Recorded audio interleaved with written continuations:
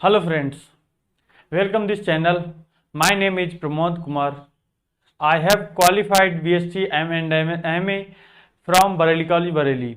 I have qualified UP PCS pre exams and SSC CGL mains 17, 18, 19 and also CHSL qualified 18, 19 and RRB Group D selected.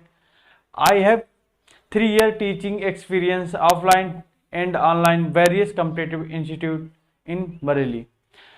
And I want to join India's best platform, Unacademy. I want to help learners who face many problems related to economics. I will discuss two और आज मैं बताने जा रहा हूं बहुत ही interesting concept जिसका नाम है फैक्टर कॉस्ट। फैक्टर कॉस्ट में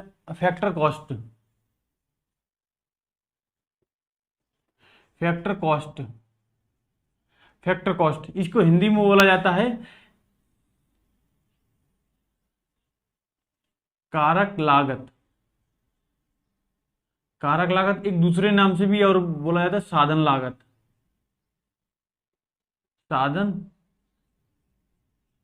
साधन लागत, ठीक है। ये इसको फैक्टर कॉस्ट को आपने पढ़ा होगा नेशनल इनकम के रिस्पेक्ट में। नेशनल इनकम के रिस्पेक्ट में जैसे एक होता है जैसे जीडीपी,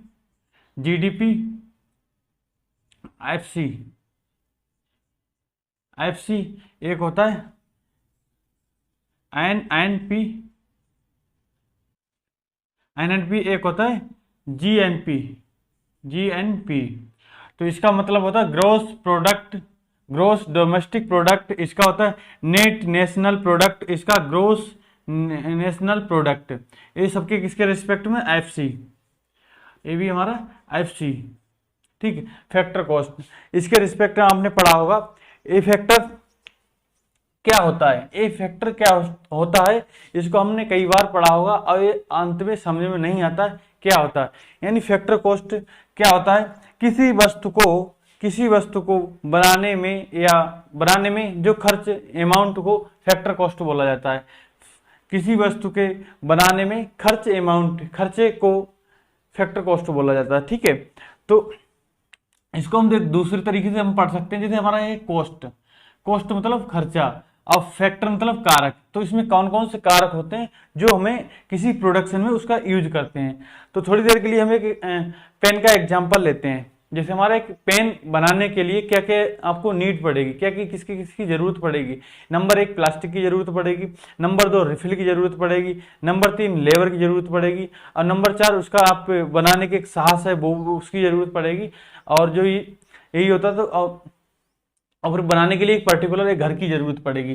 तो हम घर तो हम लेंगे नहीं, तो नंबर 1 सबसे पहले लेंगे हम क्या? ये लैंड, मकान। तो मकान ने लिए हम लैंड लेंगे तो उसको रेंट देना पड़ता है, ठीक है। तो उसकी दूसरी बात क्या होता है? हमारा लेबर। और तीसरे नंबर पे कैपिटल, जो कि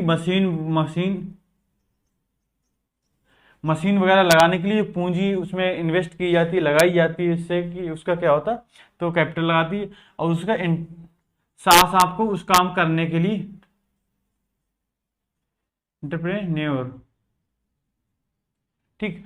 तो इसके लिए अब जो भूमि ली है तो उसके लिए आप क्या देना पड़ता है? आपको देना पड़ता है रेंट। नंबर 1 रेंट देना पड़ता है। लेबर के लिए लेबर जो देते हैं तो वो हमारे किस में जाता है? वेजेज खर्चे में।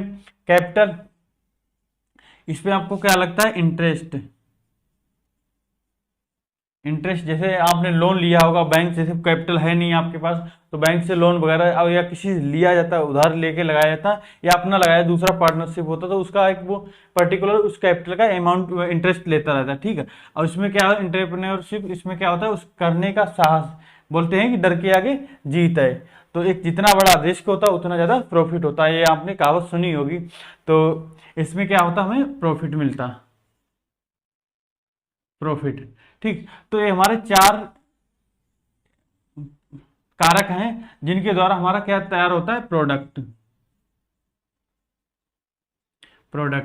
ठीक। तो आपको मालूम हो फैक्टर कॉस्ट क्या होता है?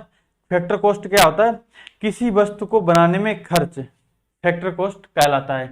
अब जैसे इसको एक हम दूसरे उदाहरण तौर पे मान लेते हैं, जैसे कि आप घर में पनीर आप बनाते हैं, ठीक। पनीर बनाने के लिए कई आपको उसमें कार यूज करते हैं। जैसे पनीर के लिए कई तरीके के मसाले भी होती हैं, मटर भी यूज करते हैं, ठीक, बनाते हैं तो पनीर उसमें मटर का भी यूज किया जाता है। उसके बाद इंग्रेडिएंट्स मतलब कई तरीके से होते हैं, जैसे दाल चीनी और गरम मसाला और कई तरीके जो भी मसाले होते हैं, कढ़ाई पनीर जो भी बनाते हैं तो उसका कई तरीके के मसाले उसमें मिलाए जाते हैं। उसके बाद बटर भी मिलाया जाता है, उसके बाद गैस का भी खर्चा लगता है, उसके बाद लेबर की भी जो लगता है, तो उसके बाद कई सारे बन के तो हमारा क्या बन जाता है, पनीर।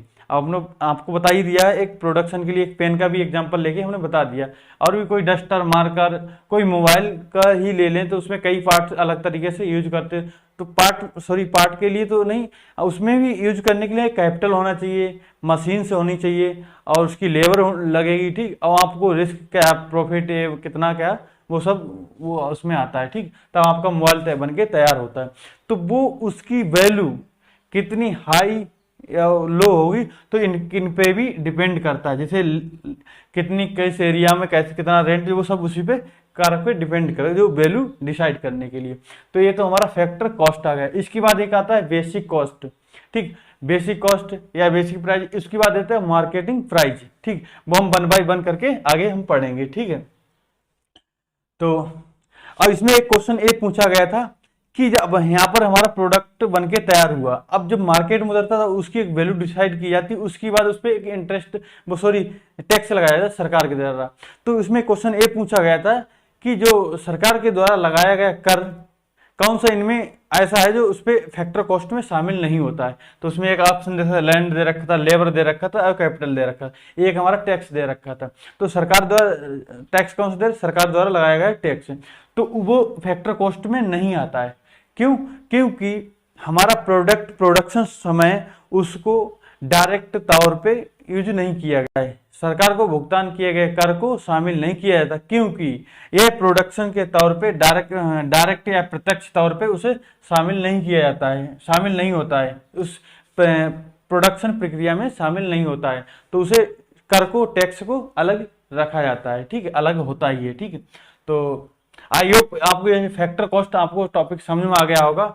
तो नेक्स्ट हम टॉपिक लाएंगे बेसिक कॉस्ट या बेसिक प्राइस, ठीक है। अगर उसके आगे होगा मार्केट प्राइस या मार्केट कॉस्ट, ठीक है। तो हम 1 बाय 1 डिस्कस करेंगे।